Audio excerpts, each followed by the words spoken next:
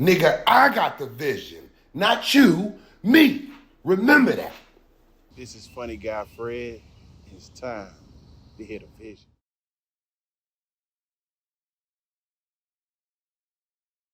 Man, I'm feeling good, man. Blessed, man. Live, well, able to just, be out here and make people laugh, man. That's what I love doing.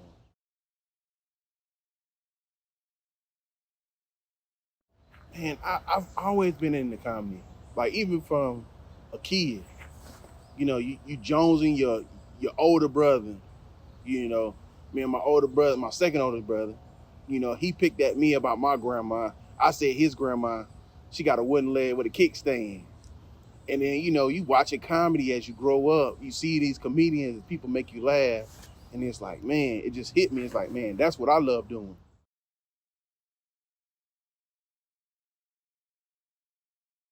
It do got to come from a dark place. I mean, a lot of the best comedians, Bernie, Dave Chappelle, it come from personal experiences. Something, whether it was a bad experience or something that happened in their life, and it was dark, and they put a light on it and brightened it up a little bit, made it where it's laughable, it's funny.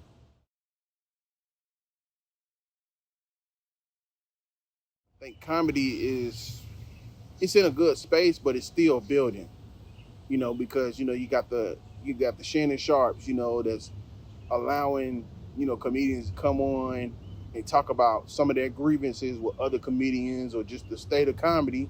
And then of course you got the world, the world and how they take in comedy. You got some people we live in a society now where people are easily offended. You have to be careful, you have to be politically correct about saying certain things. So I feel like it's on that, it's like it's at a good place, but it's still building to try to make it better.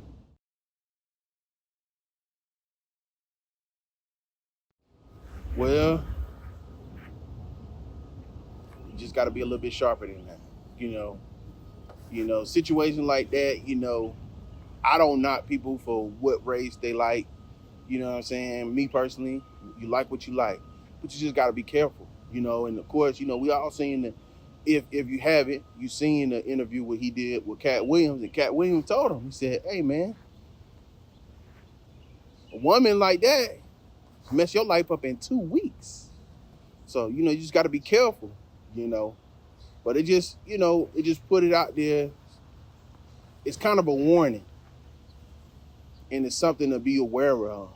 If you're going to be out here, this is what can happen.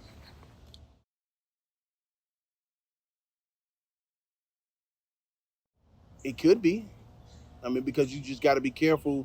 You know what I'm saying? Like, of course, I don't feel like it's dangerous completely for me, but it's just like you could anybody can turn anything and flip it around and make it look like it's bad. And with that being said, you just got to make sure that you put out there, you put in the world good energy. One and two, you make sure that you're making good decisions in your life. You know what I'm saying? Be careful of the things that you say, because everybody's trying to take what you say and flip it around for their own benefit to make it come off as negative or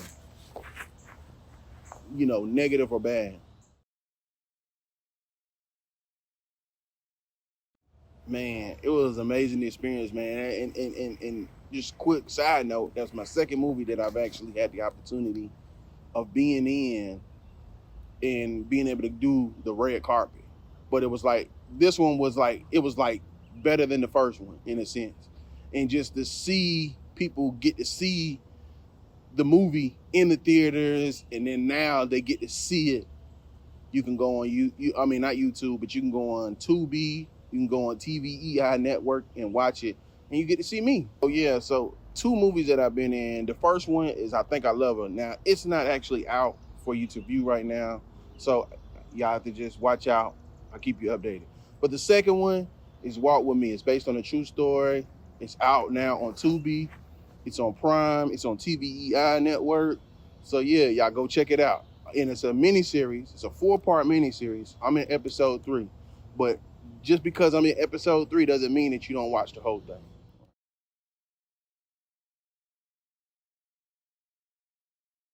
Very major, and to be a part of history. Like, just give me a little snippet of what the movie is about. It's about a man that spent 15 years in prison for a crime he didn't commit. And just to be a part of history, like just a little tidbit, there's a judge in the video, in the movie. That's the actual real judge that was in real life when he went to prison. So he was able to get that, and it's just amazing moments, you know. So it's definitely something that you got to go see.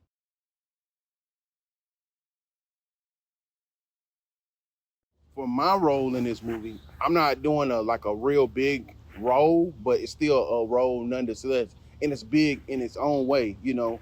For me, it allowed me to just be me, if that makes sense. So I didn't have to do a whole lot of preparing, because I'm the type person, being that I'm a comedian and, you know, an actor. I've been in plays before, so I'm kind of used to that, and I'm versatile with that.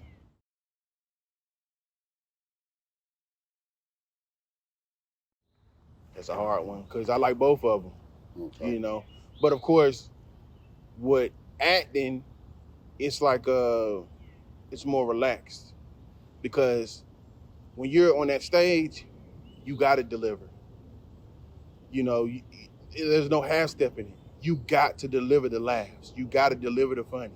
When you're on that camera, you know, yeah, you got a script, but when you add your flavor to it, it's easy, you know, and it's already going to get the desired effect, you know.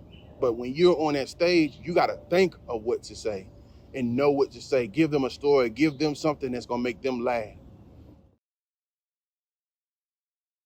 You know, bombing it's like a rite of passage. Any comedian that you could think of, Bernie Mac, Ali Sadiq, all comedians have bombed. When I bombed, it was a learning process, you know. It was like, okay, I need to go back to the drawing board. I need to come up with some better jokes. Or in that moment, it was one of those things was like I had a heckler in the stage, you know, in the audience. And me personally, as me being a comedian, just being a human being, I'm not big on like dissing somebody.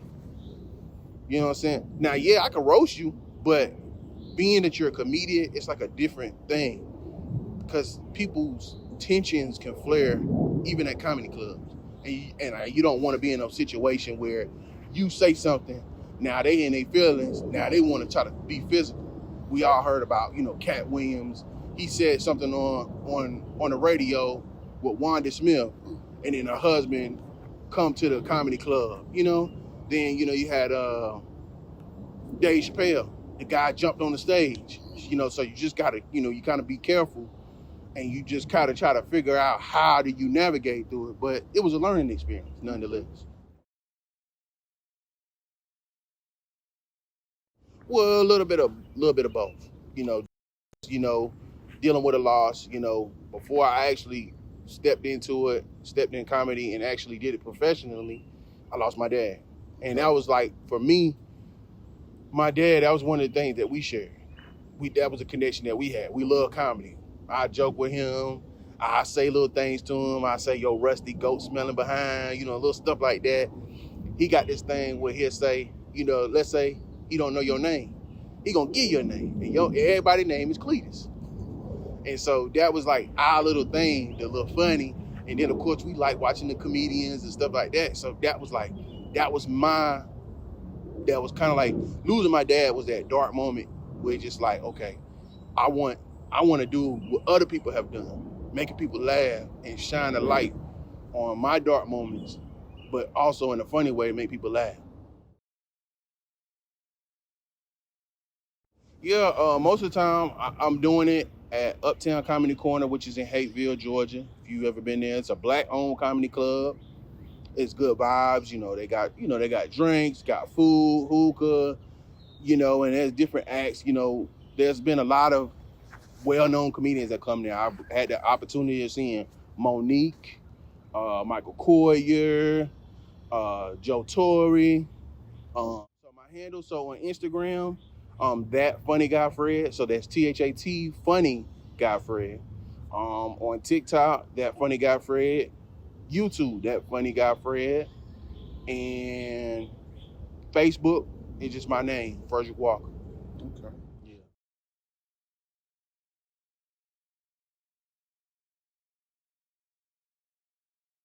My thing is this: if don't do it for the money. First off, don't do it for the money. If you're doing it for the money, you're not gonna last. Because there's times where you don't get paid. Do it for the love of comedy. Do it for the love of bringing joy to the world, making people laugh, making people for the moments that they come to a comedy show, make them forget about whatever it is that they're going through with, so that they can enjoy their life. You know what I mean? That's what it is. And then don't let nobody stop you from, if that's what you want to do, keep going with it. You may, you're gonna bomb, you may mess up sometime, but keep going, stay consistent.